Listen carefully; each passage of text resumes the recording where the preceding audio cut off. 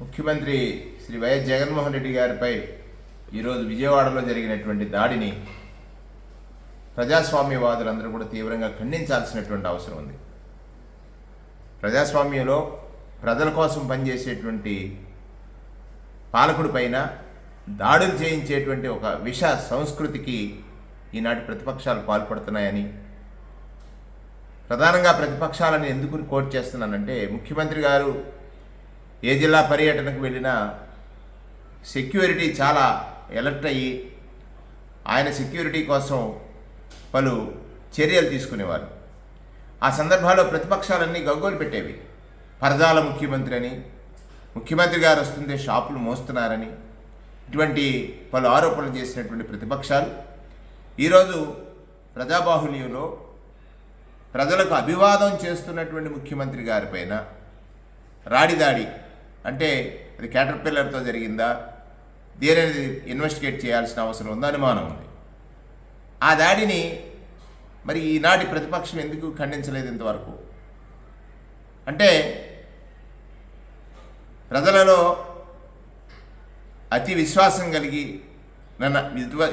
కలిగిన నాయకుడిగా, ప్రజల్లో అతి విశ్వాసం కలిగిన నాయకుడిగా జగన్మోహన్ రెడ్డి గారు ఉన్నారని, ఉదయం నుంచి ఇప్పటి వరకు సాగినటువంటి బస్సు యాత్రలో ప్రజలు ఒక సంద్రం మాదిరి, కెరటం మాదిరి ఆయన వెంట నడుస్తున్నారని చూసి వారవలేక కృష్ణా జిల్లాలో ఇవాళ ఆయనని ఏం చేసి దాడి చేయడం అనేటువంటిది, అంటే జస్ట్ కిందకు వస్తే కన్ను దెబ్బతినేది కదా. మరి ఇది విజ్ఞులైనటువంటి ప్రజలందరూ ఆలోచించాలి. ఆయన ఒక పేదల కోసం పనిచేసే ముఖ్యమంత్రిగా, పేదల అవసరాలు తెలుసుకున్న ముఖ్యమంత్రిగా, పేదల అవసరాలు పేదలకు తెలిసినా తెలియకున్నా ఆయనకి తెలుసు.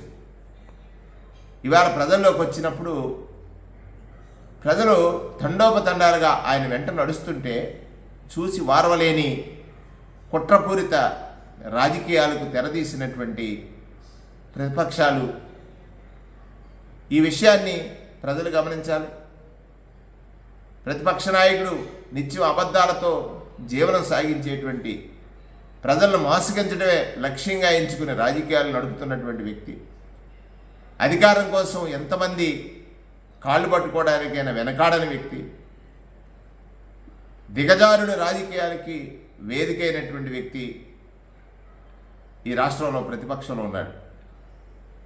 వారు ఈ చర్యలకు పాల్పడటం అనేటువంటిది ప్రజాస్వామ్యవాదులందరూ తీవ్రంగా ఖండించాలని, నేను స్పష్టంగా ఇది తీవ్రమైనటువంటి చర్య, ఖండించాల్సినటువంటి బాధ్యత ప్రతి పౌరుడిపైన ఉందని నేను ఈ సందర్భంగా తెలియజేస్తున్నాను.